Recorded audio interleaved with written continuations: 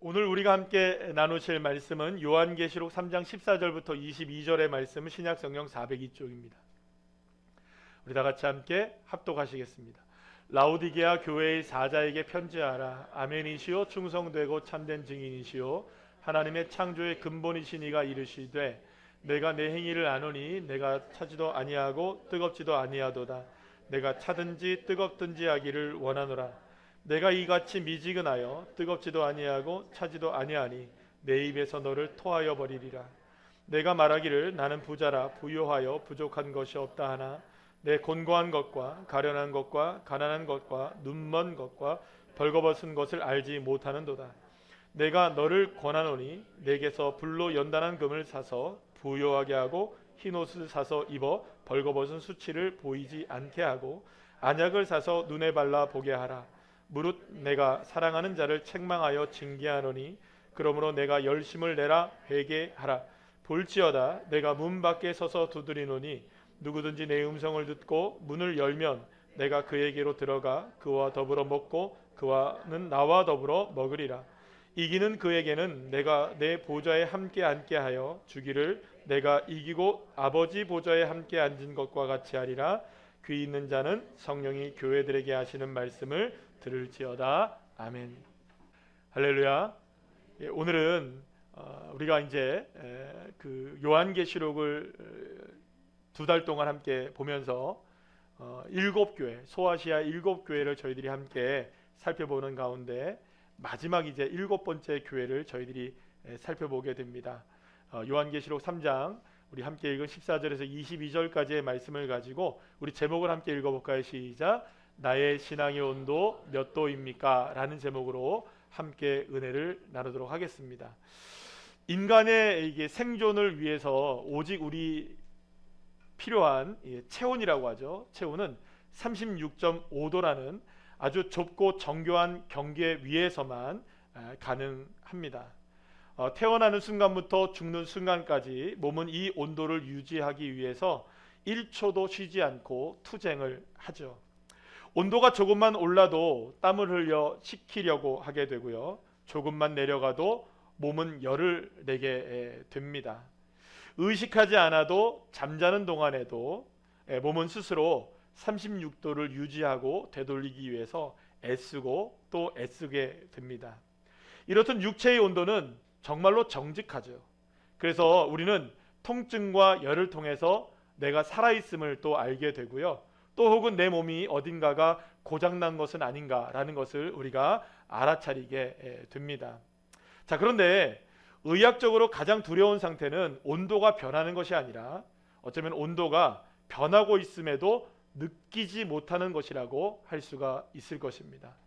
혹독한 추위 속에서 길을 잃은 조난자들에게는요, 최후의 순간에 나타나는 기이하고도 슬픈 현상 하나가 있다고 합니다. 바로 이상탈의라는 현상인데요. 몸이 얼어붙어서 생명이 꺼져가는 그 절체절명의 순간 속에서 역설적이게도 참을 수 없는 뜨거움을 느낀다고 합니다. 뇌의 온도 조절 장치가 고장난 것이죠. 그때 살기 위해서 옷을 껴입는 것이 아니라 덥다며 옷을 하나둘씩 벗어 던지게 됩니다. 얼어 죽어가는 비극의 이 정점 속에서 이제야 좀 따뜻하구나 라면서 안도의 한숨을 쉬며 눈을 감는 그 순간 잠이 들죠. 결국 가장 차갑게 죽어가는 그 순간을 가장 뜨거운 생명의 순간으로 착각하게 되는, 이것이 바로 우리의 몸의 감각을 통하여 몸이 배신을 당하는 그런 최후의 모습이 바로 이 모습이라는 거죠. 서서히 여러분들 데워지는 물속의 개구리의 이야기도 그렇죠. 개구리를 만약에 펄펄 끓는 물에 집어넣는다면 개구리가 들어갈까요? 안 들어갈까요? 뛰쳐나올 거예요. 그런데 미지근한 물에 넣고 변화를 감지하지 못하게 서서히 물을 끓여냅니다. 그러면 개구리는 변화를 감지하지 못한 채 오히려 편안하게 있다가 어느 순간 끓는 물 속에서 죽게 되죠. 점진적인 변화가 감각을 속인 결과가 바로 이렇다는 것입니다. 사랑하는 여러분, 오늘날 우리의 신앙은 어떨까요? 대한민국에서의 신앙생활은 어쩌면 더 이상 박해도 핍박도 없는 시대, 역사상 그 어느 때보다도 따뜻하고 쾌적한 영적 온실 속에서 평안하게 우리가 신앙생활을 하고 있다고 해도 과언이 아닌 시대를 우리 모두는 살아가고 있습니다. 어느 날 여러분 갑자기 우리의 신앙이 식어졌다면 우리는 알아차릴 거예요. 위기감에 회복하려고 아마도 몸부림 치겠죠. 하지만 만일 신앙이 아주 천천히 거의 느끼지 못할 정도로 식어가고 있다면 어떨까요?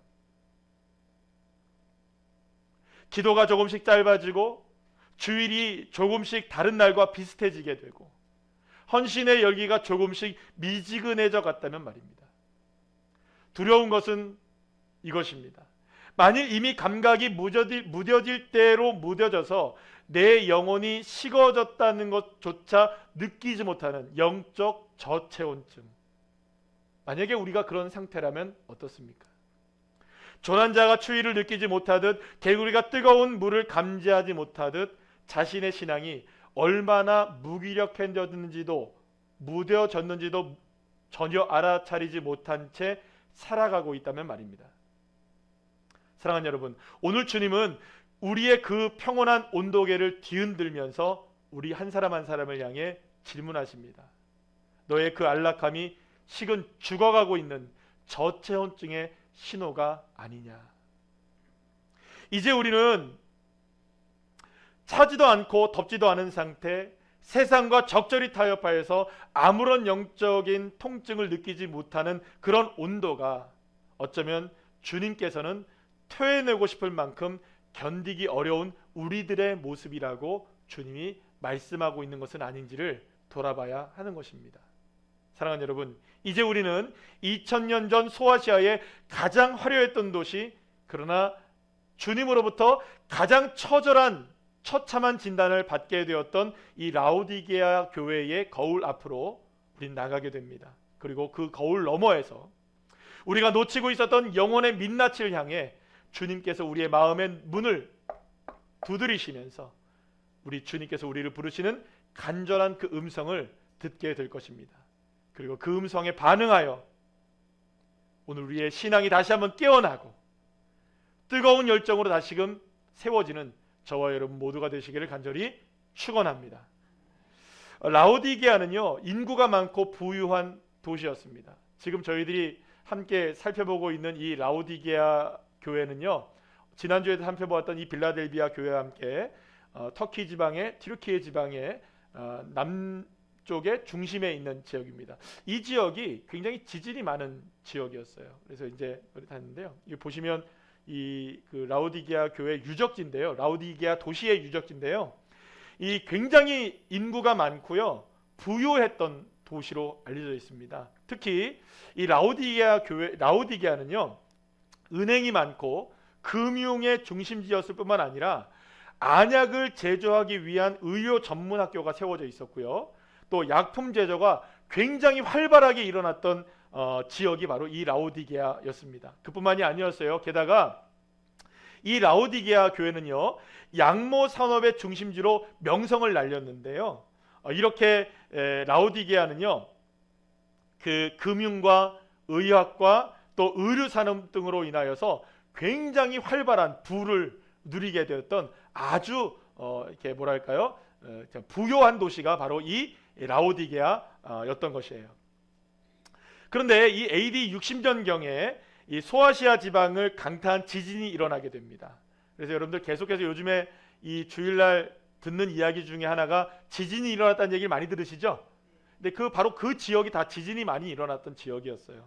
특히 AD 60년경에는 소아시아 지역을 강타한 큰 지진이 일어났을 때 대부분의 도시들은 로마 제국의 지원으로 재건 사업을 시작합니다. 그런데 이 라오디게아는요, 부유했던 도시였잖아요. 그래서 재건하는데 도움을 받지 않아요. 자기네 힘으로 합니다. 여러분, 우리가 생각해 보면 일본에서 지진이 일어났을 때와 저 IT라는 나라에서 지진이 일어났을 때 국제사회가 움직이는 게 같습니까? 틀립니까? 달라요. IT는 막 사람들이 구호물품을 보내고 국제사회가 지원을 해요. 왜냐하면 그 나라 사람들이 많이 어려우니까요. 근데 일본은 지원합니까? 안 합니까? 안 해요. 그 큰 지진이 와도 자기네들끼리 일어나요. 놀랍죠. 그러니까 라오디게아가 바로 그런 도시였던 거예요. 이런 분위기 속에서 라오디게아도 다른 도시와 마찬가지로 많은 신들의 우상 숭배가 이루어지게 됩니다. 돈은 넘쳐났고요, 건강했고요, 의료가 발달되어 있으니까, 또 나름대로 패션이 발달해서 세련된 사람들로 가득한 도시가 라오디게아였던 거예요. 라오디게아는 그 어느 도시에서도 볼 수 없는 활기와 매력이 가득 넘치는 그런 도시였던 겁니다. 그런데 이 도시에 한 가지 아쉬운 것이 있었어요. 뭐냐면 바로 생활용수가 절대적으로 부족했다는 거예요. 그래서 수로를 만듭니다. 그리고 북쪽 9km 정도 떨어져 있는 히에라폴리스라는 도시에서 이 물을 끌어다 오게 돼요. 그리고 또 가까운 골로세라는 곳에서 물을 끌어오게 돼요. 그런데 히에라폴리스라는 도시에서 물을 끌어오는 것은요, 거기가 온천 지역이거든요. 이게 빠묵갈레라고 여러분들 들어보셨어요 혹시? 그래서 터키를 이렇게 검색해 보면 저희가 이번에 성지순례 여기도 갑니다. 그런데 이 빠묵갈레 보게 되면 이렇게 하얀데 이렇게 파랗게 되고 거기 온천수가 노천에 있고, 거기가 지금 굉장히 유명한 곳이거든요. 거기 이제 온천수 담글 수도 있고 그래요. 근데 거기 이제 온천수가 나는 게 바로 이 빠묵갈레의 이 물이 이제 그걸 수로를 통해서 이 라오디게아까지 오게 되는 거예요. 골로새는 어떤 물이 오냐면 굉장히 시원한 샘물이 있습니다. 그래서 이 시원한 샘물이 골로새로부터 라오디게아까지 수로를 통해서 오게 되어 있는 거예요. 그런데 여러분들, 물이 부족하다 보니까 이렇게 히에라폴리스에서 골로새에서 물이 오는데 한쪽에는 뜨거운 물이 와요, 한쪽에는 차가운 물이 와요. 근데 문제는 뭐냐, 수로를 9km 정도 오다 보니까 라오디게아에 도착했을 땐 물이 어떨까요 여러분들? 뜨거운 물이 식어져 미지근하겠죠. 차가운 물은 덮여져서 미지근하겠죠. 그래서 라오디게아의 사람들은 늘 언제나 물이 부족한데, 그리고 또 거긴 석회질이에요. 그러니까 그 석회질의 물 속에 그 미지근한 물들이 모여지게 되는 거예요. 그래서 이 라오디게아 사람들은 늘 언제나 미지근한 물에 만족하는 삶을 살아야 했던 것이죠. 이러한 라오디게아 도시의 상황은 이곳 교회 성도들의 상황과 유사한 점이 많았습니다. 바울의 동역자였던 에바브라가 눈물로 기도 가운데 설립했던 것으로 알려졌던 이 골로새 교회는요, 라오디게아 교회는요, 이 골로새 교회와 긴밀하게 연결되어서 뜨거운 신앙을 물려받게 됩니다. 이게 골로새 4장에 나와 있는 말씀이에요. 하지만 주님은 라오디게아 교회의 영적 상태에 대해서 사도 요한이 목회를 하고 있었던 7교회 가운데 가장 심한 책망을 받게 됩니다. 자, 15절 16절 읽어볼까요? 시작.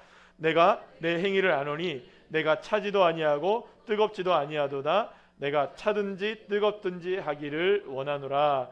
내가 이같이 미지근하여 뜨겁지도 아니하고 차지도 아니하니 내 입에서 너를 토하여 버리리라. 말씀드린 대로 라오디게아의 물은요, 석회질이 많아요. 그러면 미지근할 때 마시면 어떻게 되느냐, 실제로 구토를 많이 유발했대요. 여기서 이 토해낸다는 말씀은요, 라오디게아 사람들에게 미지근한 물이 갈증을 해소하기는커녕 오히려 고통을 주는 것에 빗대어 말씀하신 거라고 할 수가 있어요. 자, 그러니까 주님이 말씀하신 이 라오디게아 교회의 상황은요, 그저 그냥 주님이 말씀하신 게 아니에요. 그들의 상황을 정확하게 알고 계시다는 것을 보여주고 있는 것이죠. 무엇보다 여러분들, 예수님께서 뭐라고 책망하셨습니까? 토해내버리겠다. 여러분, 매우 이례적이고 매우 강력한 경고라고 할 수 있어요. 왜냐하면 여러분들, 만약에 누군가가 저와 여러분을 향해서 이렇게 얘기한다고 세보세요. 딱 가가지고, 야, 내가 널 보니까 토하고 싶어. 그래, 토해라. 이러겠습니까? 인격 모독이죠. 나를 향해서 누가 토하고 싶다는 얘기를 하면 여러분들 그 말을 여러분들 아 그렇구나 라고 받아들이시겠습니까? 아니면 대판 싸우시겠습니까?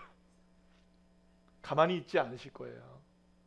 예수님이 라오디게아 교회를 향해 내가 너를 토해버리고 싶다라고 얘기하실 정도라면 어마무시한 책망이라는 걸 아셔야 되는 거죠. 자, 그렇다면 왜 이렇게 주님은 이례적으로 이런 평가를 라오디게아 교회 성도들을 향해서 하셨던 것일까요? 그것은 그들이 살았던 라오디게아의 식수가 뜨겁지도 않고 차지도 않은 미지근했던 것과 같이 그들의 믿음과 신앙도 어땠다는 겁니까? 미지근했다는 거예요. 따라합시다. 미지근했다.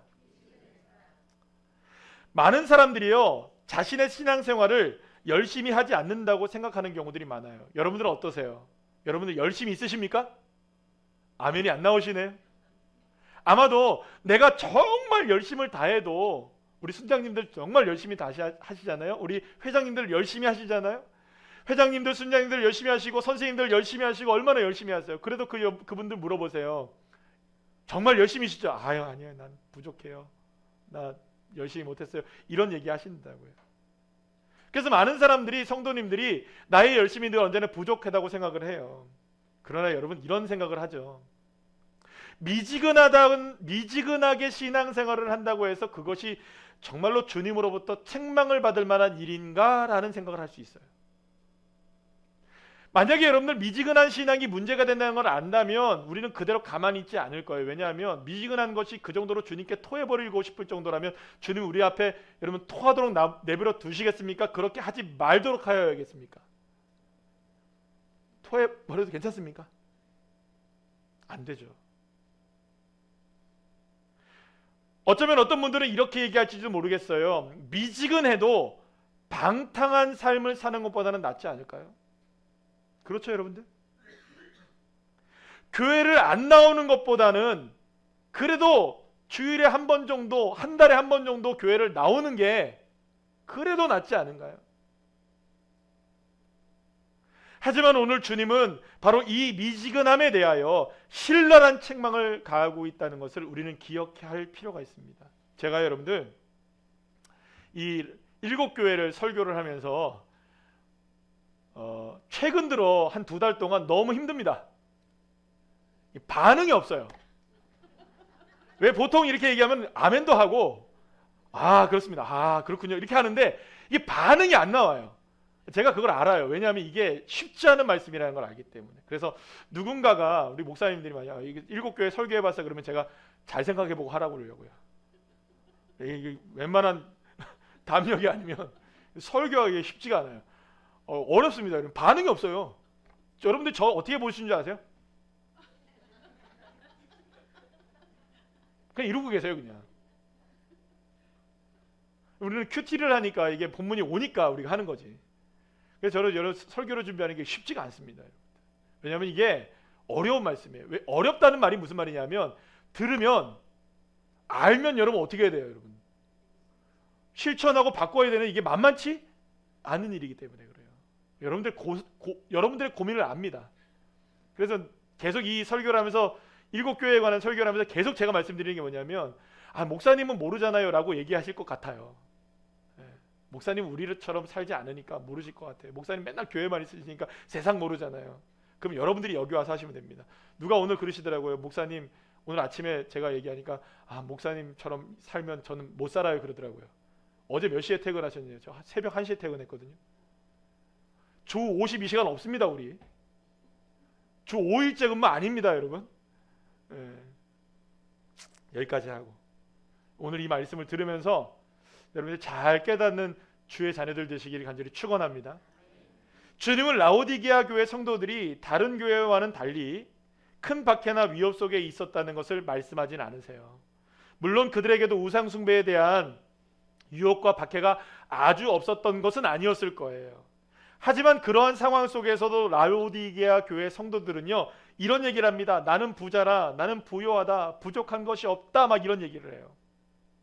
자랑하는 거예요. 나 부자야, 우리 부족한 것이 없어, 나는 부요해, 난 문제가 없어 라는 얘기를 하는 거죠. 그만큼 자신들의 부와 명예를 의지하고 자랑하며 살아갔다는 거예요. 라오디게아 교회 성도들이요. 하지만 예수님이 보신 그들의 영적인 실상은 전혀 달랐습니다.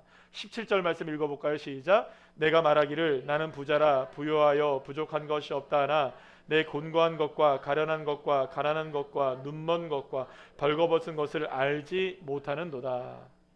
문제는 라오디게아 교회가 이토록 절망적이었음에도 불구하고 영적인 분별력을 잃은 그들은 자신들의 실상을 전혀 알지 못했다는 거예요. 따라합시다. 알지 못했다. 여러분 도스토옙스키가 이런 말을 한 것을 보게 되었어요. 우리 다 같이 한번 읽어볼까요?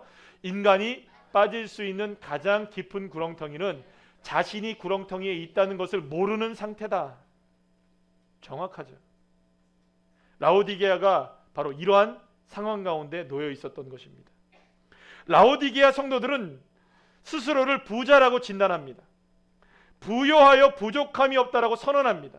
하지만 주님이 눈에 비친 그들의 실제 모습은 곤고하고 가련하고 가난하고 눈멀고 벌거벗은 상태.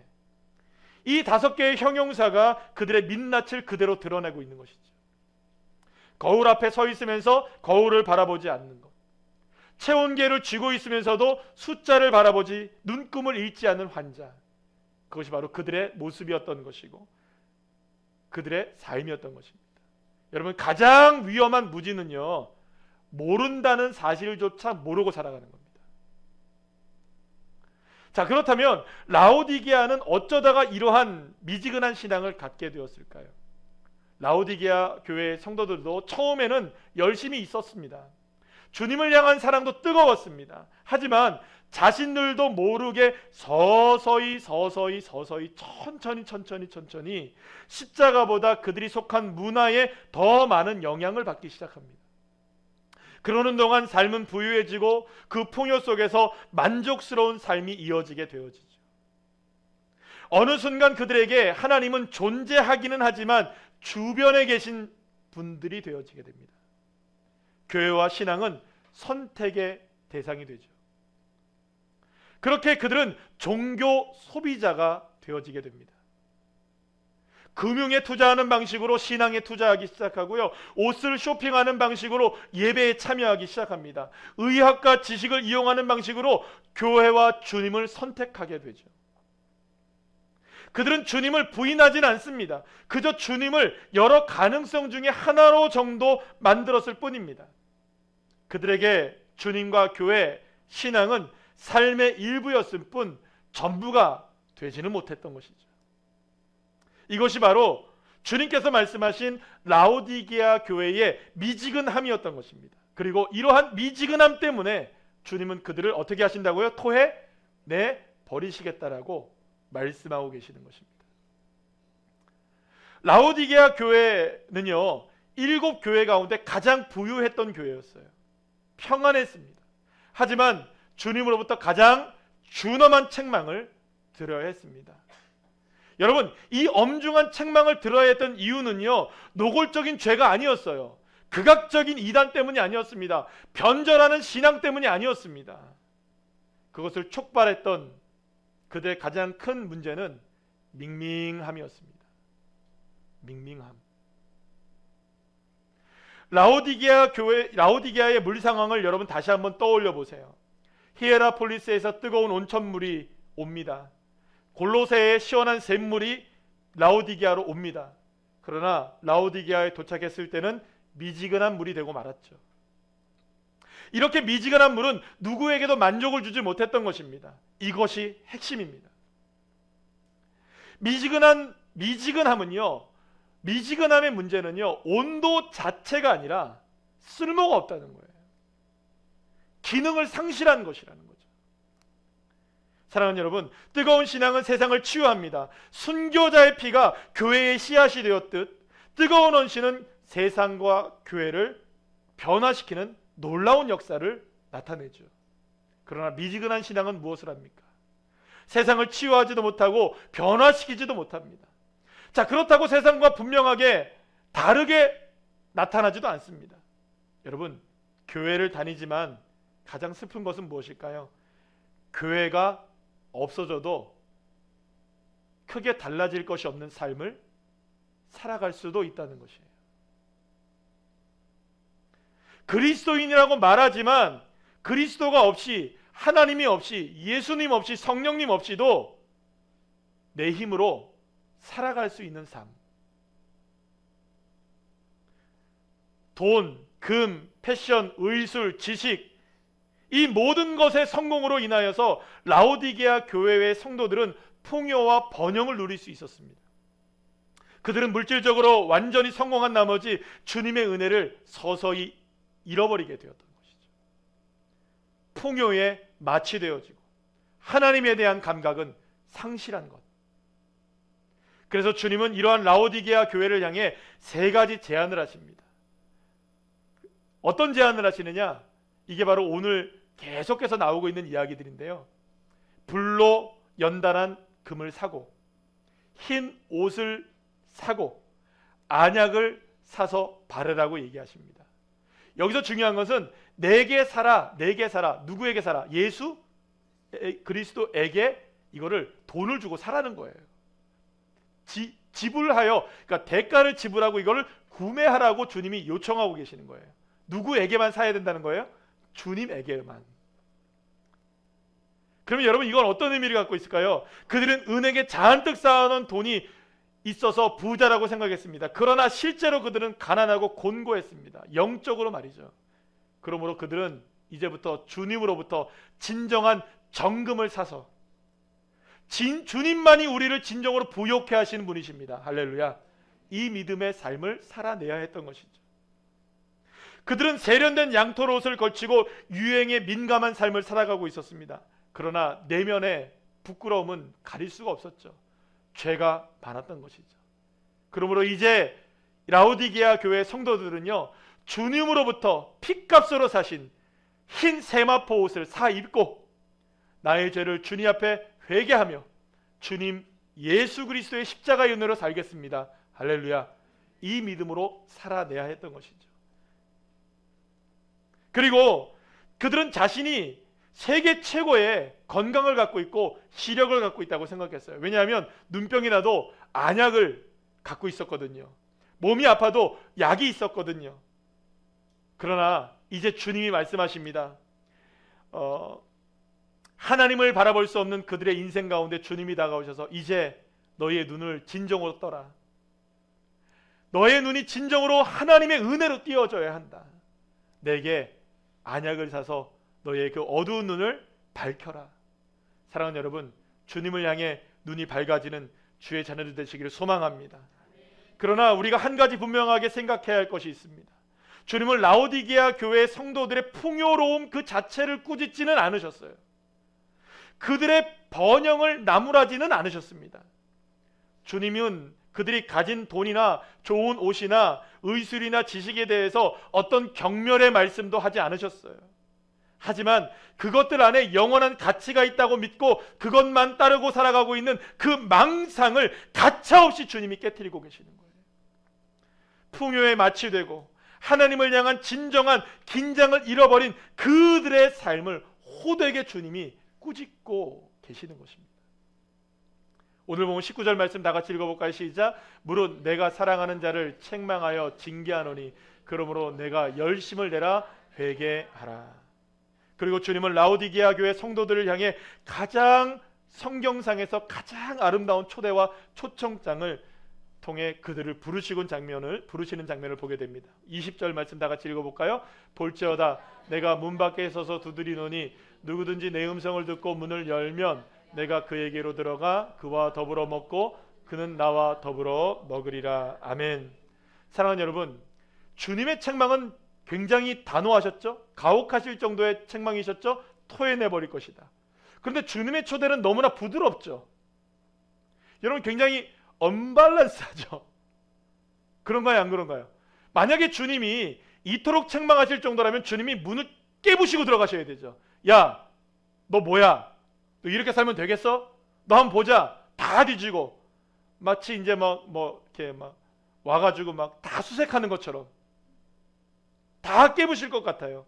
그러나 사랑하는 여러분, 주님은요 이토록 책망을 받는 이 엄중한 책망을 받았던 라오디게아 교회를 향해서 문을 부수고 들어오지 않으세요. 오히려 그들에게 정중하게 손을 내미세요. 매우 인격적으로. 주님은 대단한 업적을 가져오라고 문을 두드리는 것이 아니라 단지 주님과 마주 앉아 함께 한 끼 식사를 나누자고 주님은 그들을 초대하고 계시는 것입니다. 여러분, 이미 지난주에 우리가 함께 빌라델비아 교회를 향해서 주님이 무엇을 두셨다? 열린 문을 두셨다라고 하는 말씀을 지난주에 배웠나요? 안 배웠나요? 기억나십니까? 잘 생각하셔야 돼요. 잘 대답하셔야 돼요. 기억나십니까? 안 나십니까? 안 나시면 다 하고 다시. 기억나시죠? 빌라델비아 교회는요 칭찬만 받은 교회였어요. 그러니 열린 문이 놓여져 있었던 거예요. 그런데 놀랍지 않습니까? 책망도 이렇게 신랄한 책망을 받았던 라오디게아 교회를 향해서도 주님은 문을 두신 거예요. 책망을 받든 칭찬을 받든 사랑하는 여러분, 주님은 주님의 자녀들을 사랑하십니다. 그래서 문을 두시는 거예요. 그리고 두들고 계시는 거예요. 손을 내밀고 계시는 거예요. 그들도 들어오라고. 이 문을 향해 들어오라고.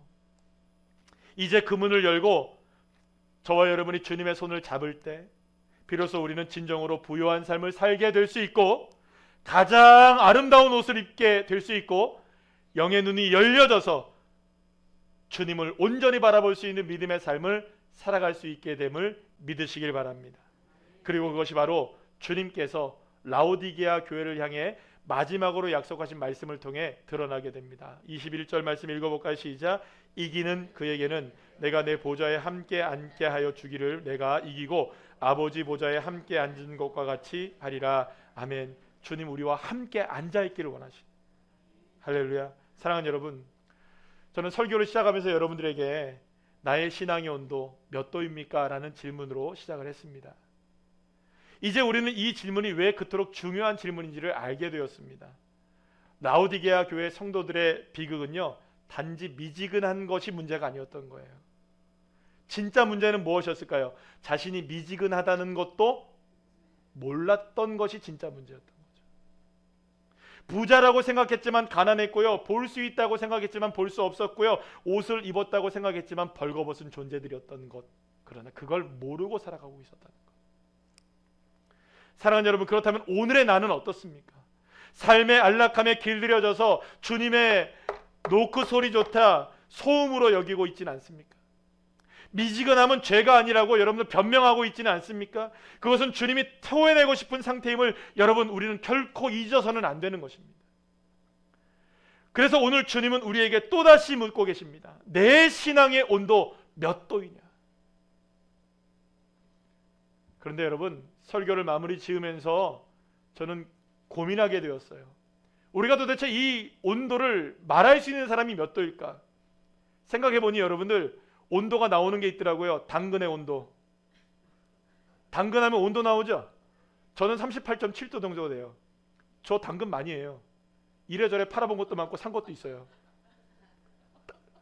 뭔지 모르시는 분들은 당근 해보세요. 그런 게 있어요. 중고거래. 만약에 저와 여러분의 삶 속에 우리의 온도를, 신앙의 온도를 수치로 딱 나타낼 수 있다면 얼마나 좋겠어요. 근데 그게 안 되잖아요.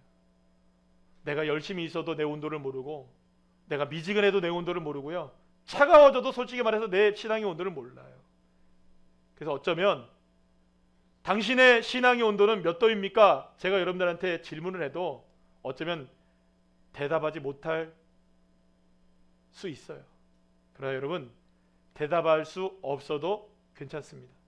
아니, 어쩌면 대답할 수 없는 것을 아는 것이 시작인 것을 여러분들 아셔야 돼요. 대답 대신 여러분, 우리가 정말로 해야 될 게 뭐냐? 나를 향해서 문을 두드리고 계신 그 분을 향해 문을 열고 주님이 손 내미신 그 손을 잡고 이제는 그 문 안으로 들어가면 되는 거죠. 라오디게아 교회의 비극은요, 대답을 몰랐던 것이 아니라 이 질문 자체의 필요성을 전혀 느끼지 못하고 살아갔던 것 자체가 문제였던 것이니까요. 그러니 사랑하는 여러분, 오늘 이 질문을 날마다 우리의 삶에 세우십시오. 그리고 마음의 문을 여십시오. 그러면 날마다 여러분들 체크하셔야 돼요. 여러분, 오늘 아침에 온도가 몇 도였는지 아세요? 3도. 어제 낮에 온도가 몇 도였는지 아세요? 15도.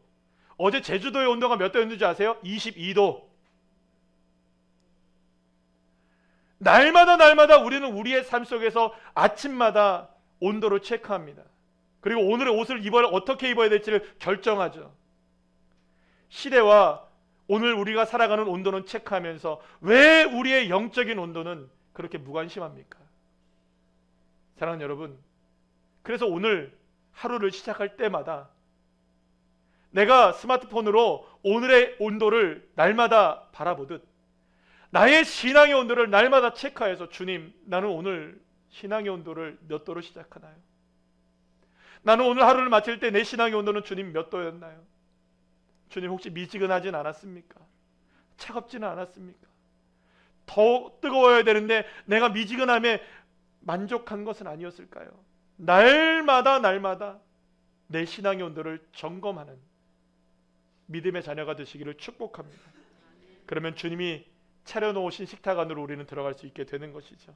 그 뜨거운 사랑의 온도가 우리의 미지근한 영혼을 살려낼 것을 믿고 다시금 일어나 주님을 찬양하고 예배하며 우리의 신앙의 온도를 뜨겁게 올려내는 귀한 믿음의 자녀들 한 분 한 분들 다 되시기를 간절히 축원합니다.